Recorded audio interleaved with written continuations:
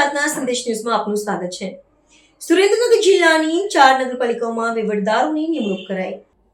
રાજ્યમાં મહાનગરપાલિકા બાદ 71 નગરપાલિકાઓમાં વહીવટદારોની નિમણૂક કરવામાં આવી છે, જેમાં ધ્રાંગધ્રા નગરપાલિકાના વહીવટદાર તરીકે પ્રાંત ઓફિસર ધ્રાંગધ્રા, લીંબડી પાલિકાના વહીવટદાર તરીકે પ્રાંત ઓફિસર લીંબડી, ચોટીલા નગરપાલિકાના વહીવટદાર તરીકે પ્રાંત ઓફિસર ચોટીલા અને પાટડી નગરપાલિકાના વહીવટદાર તરીકે મામલતદાર પાટડીની નિમણૂક કરવામાં આવી છે।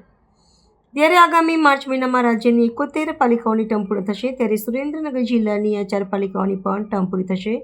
ત્યારે જ્યાં સુધી ચૂંટણી બાદ કારોબારીની રચના ના થાય ત્યાં સુધી પાલિકાનો સમગ્ર વહીવટ અને વિકાસના કામો સહિતના કામો આ વહીવટદારો સંભાળશે। Reporter Minaj Malik, Surendranagar. પ્રાર્થના સંદેશ ન્યૂઝની તમામ લેટેસ્ટ અપડેટ્સ માટે ચેનલને હમણાં જ લાઇક, શેર અને સબસ્ક્રાઇબ કરો।